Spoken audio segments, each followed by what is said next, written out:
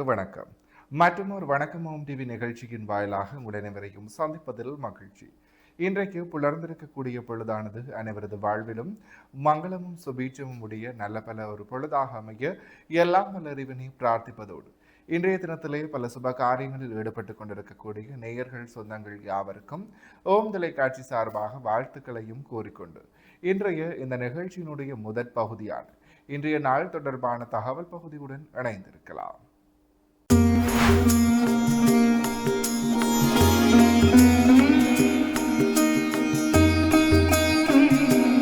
இணைந்திருக்கின்றோம் வணக்கம் ஓம் டிவியின் இன்றைய நாள் தொடர்பான தகவல் பகுதியுடன். இன்றைய நாளானது ஜூலை மாதம் வெள்ளிக்கிழமை 24/7/2026 தமிழுக்கு பராபவ வருடம் ஆடி மாதம் 8ஆம் நாள். இன்றைய நாளிற்குரிய நல்ல நேரங்களாக இன்று மதியம் 12:15 தொடக்கம் 1:15 வரை, பின் மாலை 4:45 தொடக்கம் 5:45 வரை. அடுத்து இன்றைய நாளிற்குரிய ராகு காலத்தை பார்க்கலாம். இன்று காலை 10:30 மணி தொடக்கம் 12 மணி வரை, மகண்டமாக இன்று மதியம் 3 மணி தொடக்கம் 4:30 மணி வரை. அடுத்து சூரிய உதயத்தை பார்க்கலாம். இன்று காலை 6:01 இன்றைய நாளினுடைய சூரிய உதயம் இடம்பெற்றிருக்கின்றது. திதியாக இன்று பிற்பகல் 12:05 வரை தசமி திதியும் பின்பு ஏகாதசி திதியும் நிலவுகிறது. நட்சத்திரங்களாக இன்று அதிகாலை 5:05 வரை விசாக நட்சத்திரமும் பின்பு அனுச நட்சத்திரமும் நிலவுகிறது. சந்திராஷ்டம் நட்சத்திரங்களாக இன்று அதிகாலை 5:05 வரை ரேவதி நட்சத்திரமும் பின்பு அஸ்வினி நட்சத்திரமும் நிலவுகிறது. ரேவதி மற்றும் அஸ்வினி நட்சத்திரத்தில் உள்ளோர் செய்கர்மங்கள் யாவற்றிலும் நிதானத்துடனும் பொறுமையுடனும் செயலாற்றல் சிறப்பு. எனவே நேயர்களே, இவைதான் இன்றைய நாள் தொடர்பான தகவல் பகுதிகள் ஆகும். இதனை தொடர்ந்து நிகழ்ச்சியினுடைய அடுத்த பகுதியாக இன்றைய நாளிற்குரிய நற்சிந்தனை பகுதியுடன் இணைந்திருக்கலாம்.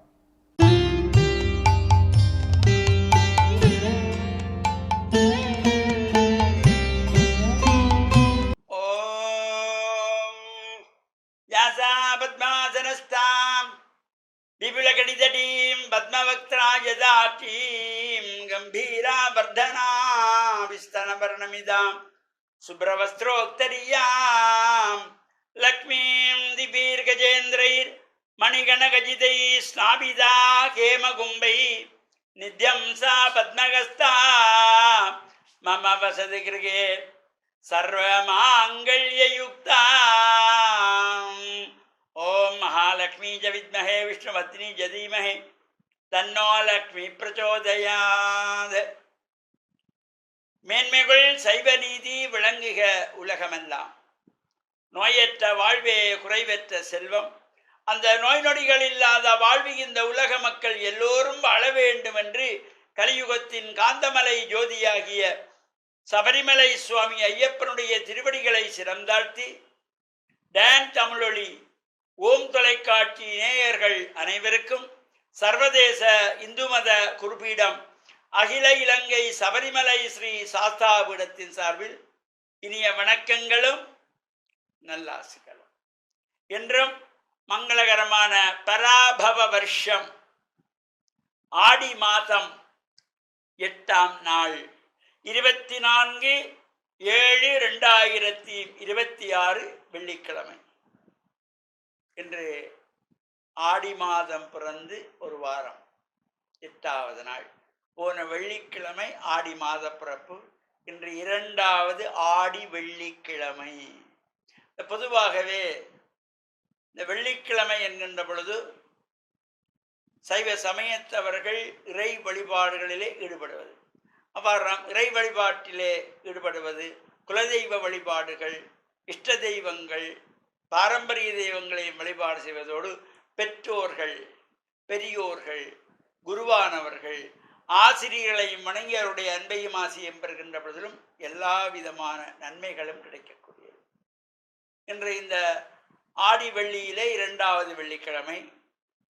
நாமெல்லாம் ஆசாரசீராக ஆலயங்களிலே சென்று பிரார்த்தனைகள் செய்வது, அங்கு அபிஷேக ஆராதனைகளுக்கு நம்மால் முடிந்த பால் இளநீர்களை கொண்டு போய் கொடுக்கலாம்.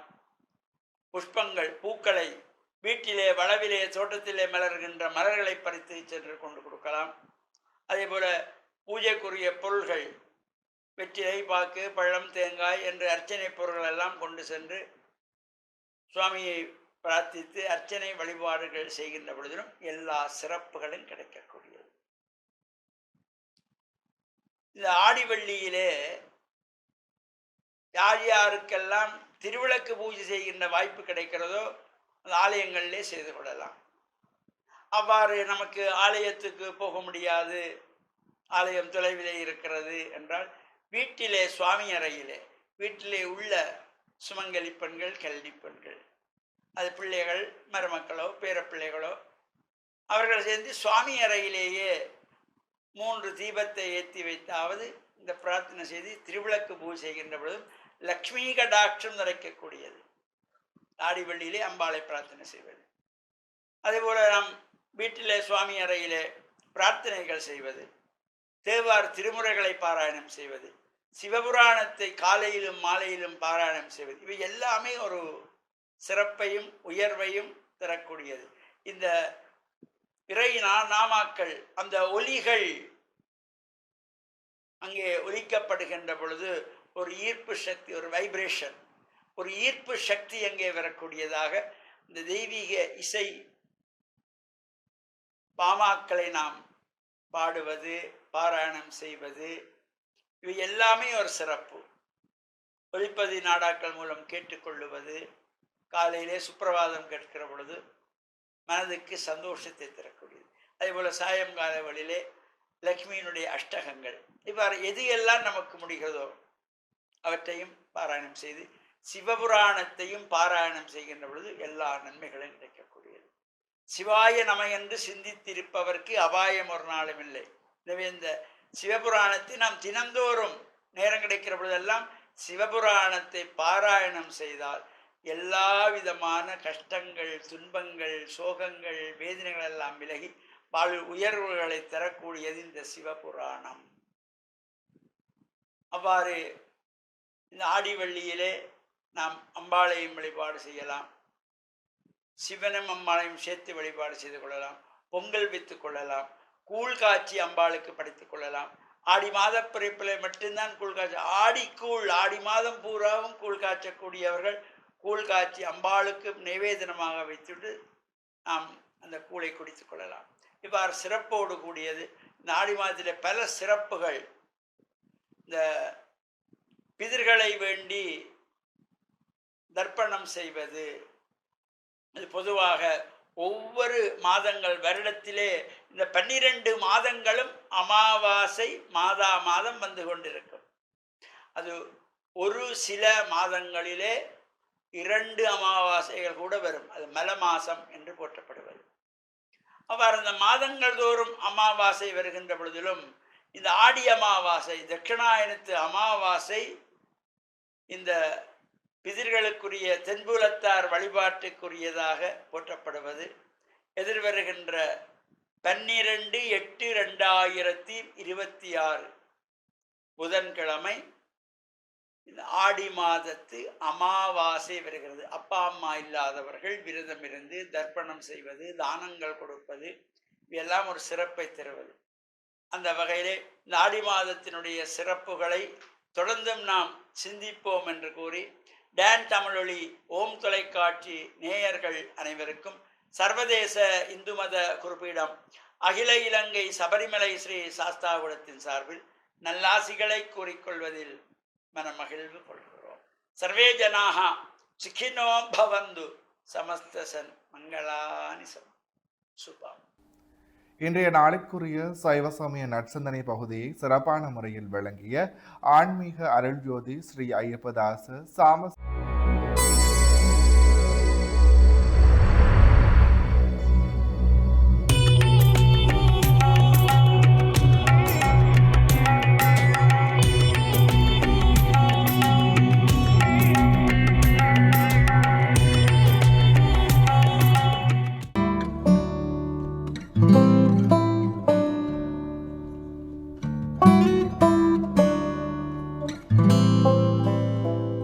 ஓம் தொலைக்காட்சி நேயர்களுக்கு இனிய காலை வணக்கம். இன்றைய நாள் 24/7/2026. மேடராசி, அஸ்வினி, பரணி, கார்த்திகை ஒன்று கொண்டவங்களுக்கு இன்றைய நாளிலே அனுகூலங்கள் உண்டு, நன்மைகள் உண்டு, எதிர்பார்ப்புகளிலே வெற்றிகள் உண்டு.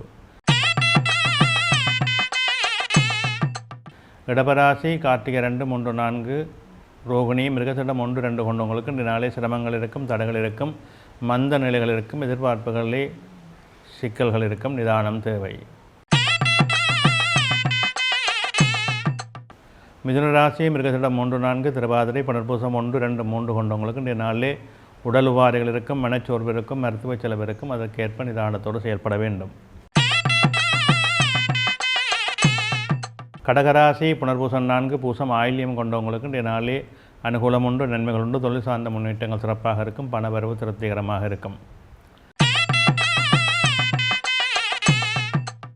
சிம்மராசி மகம் பூரம் உத்தரம் 1 கொண்டவங்களுக்கு இன்றைய நாளிலே சிரமங்கள் இருக்கும், தடைகள் இருக்கும், மந்த நிலைகள் இருக்கும். அதற்கேற்ப நிதானத்தோடு செயல்படுங்கள். கன்னிராசி உத்தரம் 2, 3, 4, அத்தம் சித்திரை 1, 2 கொண்டவங்களுக்கு இன்றைய நாளிலே வெற்றிகள் உண்டு, நன்மைகள் உண்டு, தொழில் முன்னேற்றங்கள் சிறப்பாக இருக்கும், பணவரவு திருப்திகரமாக இருக்கும்.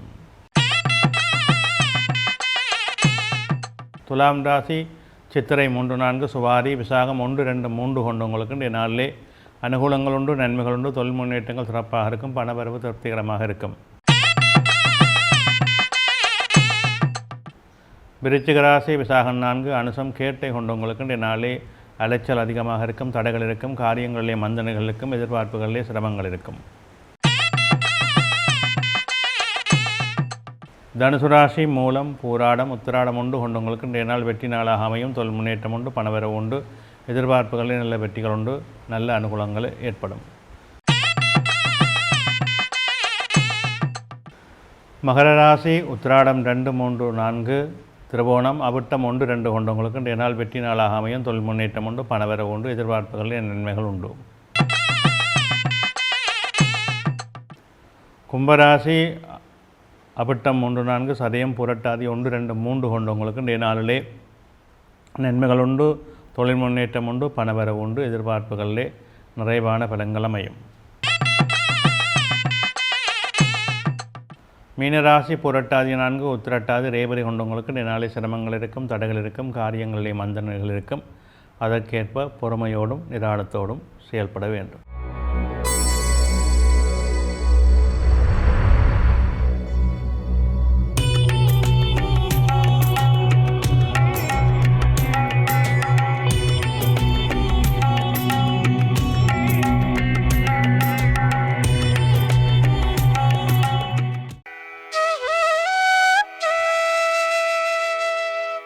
இன்றைய சிந்தனை. பொதுவாக ஜாதக ரீதியாக நாங்கள் 2 ஜாதகங்களை இணைக்கிற பொழுது திருமண பொருத்தம் என்று சொல்கின்றோம். அந்த திருமண பொருத்தத்துக்காக ஜாதகங்களை பார்க்கின்ற பொழுது அங்கே முக்கியமான 2 விடயங்கள் கிரக நிலையிலே அவதானிக்கப்பட வேண்டும். ஒன்று செவ்வாய் தோஷம், இன்னொன்று கடத்திரஸ்தானம் லக்கினாதிபதி மாங்கல்யஸ்தானாதிபதி, இந்த 3 கிரகங்களுடைய நிலைகள். இந்த ஜாதக அமைப்பிலே பொதுவாக இந்த செவ்வாய் தோஷம் என்பது ஒருவருக்கிருந்து ஒருவருக்கு இல்லாமல் இருக்கின்ற பொழுது அது கொஞ்சம் திருமண வாழ்க்கையிலே பின்பகுதிகளிலே பிரச்சனைகளை, பிரிவுகளை, சிக்கல்களை கொடுத்து விடுகின்றது. 2 பேருக்கும் செவ்வாய் தோஷம் இருந்துவிட்டால் எந்த பிரச்சனைகளும் இருக்க வாய்ப்புகள் இல்லை. ஒரு சில ஜாதகங்களிலே ஒருவருக்கு செவ்வாய் இருந்து ஒருவருக்கு செவ்வாய் இல்லாமல் இருந்தாலும், இல்லது மற்றவருடைய ஜாதகத்தில் செவ்வாய் இருந்து இன்னொருவருக்கு செவ்வாய் இல்லாமல் இருந்தாலும் அது பிரச்சனையான நிலையை கொடுக்கும். அதே சமயம் 2 பேருக்கும் செவ்வாய் தோஷம் அது எந்த இடத்துல இருந்தாலும் தோஷமாக இருந்தால், அதாவது லக்கினம் 2ஆம் இடம், 4ஆம் இடம், 7ஆம் இடம், 8ஆம் இடம், 12ஆம் இடங்களிலே செவ்வாய் அமர்ந்திருந்தால் அது தோஷ நிலையாகும். அதே போன்று இயல்பாக ஒரு ஆண் ஜாதகத்திலும் சரி, பெண் ஜாதகத்திலும் சரி, ஒரு ஜாதகத்திலே செவ்வாய் தோஷம் இருந்தால் மறு ஜாதகத்திலே அந்த ஜாதகருடைய செவ்வாயிலிருந்து மறு ஜாதக செவ்வாயும் தோஷ நிலையிலே அமைய வேண்டும். உதாரணமாக இப்பொழுது ஆண் ஜாதகத்திலே 7ஆம் இடத்திலே செவ்வாய் இருக்கிறது என்று வைத்துக்கொள்வோம். அந்த 7ஆம் இடத்து செவ்வாய் பெண் ஜாதகத்திலே அந்த 7ஆம் இடத்து ராசியிலிருந்து 2ஆம் இடத்திலோ, 4ஆம் இடத்திலோ, 7ஆம் இடத்திலோ, 8ஆம் இடத்திலோ இருந்தால் அது சமதோஷமாக கணிக்கப்படுகின்றது. எனவே இந்த செவ்வாய் தோஷம் மிக முக்கியத்துவம் பெறுவதாக அமைகின்றது. அதை சரியான முறையிலே நாங்கள் கணித்து கொண்டோமானால் இன்னல்கள், சிக்கல்கள் அமைய வாய்ப்புகள் இல்லை. இயல்பாக ஜாதகத்திலே லக்னாதிபதி என்று சொல்லப்படுகின்ற லக்னகாரகன் மரபு நிலை பெறாமல் நல்ல கேந்திர பலங்களோடு இருப்பது மிக முக்கியமானது. அதேபோன்று குடும்பஸ்தானம் என்று சொல்லப்படுகின்ற 2ஆம் இடம், கடத்திரஸ்தானம் என்று சொல்லப்படுகின்ற 7ஆம் இடம், இவை ரெண்டும் மிகவும் முக்கியமாக இந்த அதிபதி கிரகங்கள் மரபு நிலைகள் இல்லாமல் நீச நிலைகள் இல்லாமல் இருப்பது திருமண வாழ்க்கையை சிறப்பாக கொண்டு செல்லும். அதேபோன்று பெண்களுக்கு 8ஆம் இடம் மாங்கல்ய ஸ்தானம் என்று சொல்லப்படுகின்றது. 8ஆம் இடத்து அதிபதியும் ஸ்திரமாக இருப்பது மிகவும் நன்மைகளையும் அனுகூலங்களையும் கொடுத்துவிடும். எனவே இந்த நிலைகளை நன்கு அவதானித்தாலே கிரக நிலையிலே பெரும்பாலான பிரச்சனைகளை நாங்கள் தவிர்த்து கொள்ளலாம். அதை விடுத்து கிரகபாவம் என்று சொல்லி கிரகங்களை கூட்டி கழிப்பதிலே எந்த பிரயோஜனங்களும் இல்லை. இதுதான் அங்கே யாருக கிரக நிலையிலே முக்கியமாக நாங்கள் பார்க்கப்பட வேண்டியது. அந்தந்த அதிபதிகள் சரியாக மரபு நிலை பெறாமல் ஸ்திரமாக இருந்துவிட்டால் எந்த பிரச்சனையும் வராது. செவ்வாய் தோஷத்தை தவிர வேறு எந்த பிரச்சனைகளும் பெருமளவிலே பாதிப்புகளை கொடுப்பதில்லை. எனவே செவ்வாய் தோஷமும் சமனாக அமர்ந்துவிட்டால் இந்த கிரக நிலைகளிலே உன்னதமான நல்ல பலங்கள் அமைந்து விடுகின்றன வாழ்க்கையிலே. அதாவது லக்னம் இருவருக்கும் நேர்கோடுகளில் அமைவதும் மிகச்சிறப்பு, லக்ன பசியம் அமைவதும் மிகச்சிறப்பு, லக்னாதிபதிகள் இருவருக்கும் நல்ல ஸ்தான பலம் பெற்றிருப்பதும் சிறப்பு. இந்த அமைப்புகள் சிறப்பாக இருந்துவிட்டால் அந்த ஜாதகர்களுடைய வாழ்க்கை இன்பமாக இங்கிதமாக இனிமையாக அமைந்துவிடும் என்பதிலே மாற்று கருத்து இல்லை. எனவே பொருத்தம் பார்க்கின்ற பொழுது அதை சார்ந்த ஜோதிடர்கள் இதை நன்கு கவனித்து செயல்பட்டால் பல திருமணம் தடைப்படுகின்றவர்கள், திருமணம் தாமதப்படுகின்றவர்களுக்கெல்லாம் இந்த நிலைகளை உற்று கவனித்தால் சுலபமாக அந்த திருமண வாழ்க்கையை அமைத்து கொடுக்க முடியும். அதை சரியாக ஆய்வு செய்து முறையாக கணித்து பார்ப்பதிலே வல்லமை பெற்றிருக்க வேண்டும். நன்றி.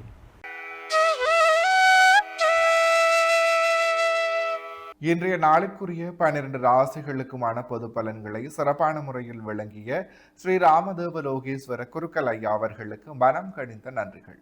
தொடர்ந்தும் நிகழ்ச்சியின் வாயிலாக அடுத்து பார்க்க இருப்பது இன்றைய நாளுக்குரிய திருக்குறளும் பொருளும் பகுதி.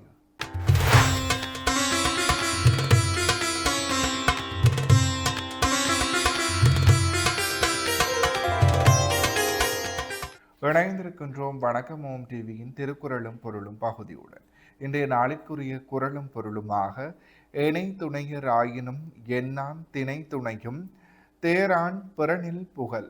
இக்குறளினுடைய பொருளாக திணைகளவும் ஆராய்ந்து பார்க்காமல் பிறனுடைய மனைவியிடம் செல்லுதல் எவ்வளவு பெருமையை உடையவர் ஆயினும் என்னவாக முடியும். இக்குறளையும் பொருளையும் மீண்டும் ஒருமுறை பார்க்கலாம். இணை துணையர் ஆயினும் எண்ணான் திணை துணையும் தேரான் பிறனில் புகழ். இக்குறளினுடைய பொருளாக திணைகளவும் ஆராய்ந்து பார்க்காமல் பிறனுடைய மனைவியிடம் செல்லுதல் எவ்வளவு பெருமையை உடையவராயினும் என்னவாக முடியும். எனவே நேர்களே, இவைதான் இன்றைய நாளிற்குரிய திருக்குறளும் பொருளும் பகுதியாகும். இத்துடன் இன்றைய நாளிற்குரிய அனைத்து வணக்கம் ஓம் டிவி பகுதிகளும் நிறைவேறியது. மற்றும் ஒரு வணக்கம் ஓம் டிவி நிகழ்ச்சியின் வாயிலாக உங்களை சந்திக்கும் வரையில் உங்களிடத்திலிருந்து விடைபெற்று செல்கிறேன். நன்றி, வணக்கம்.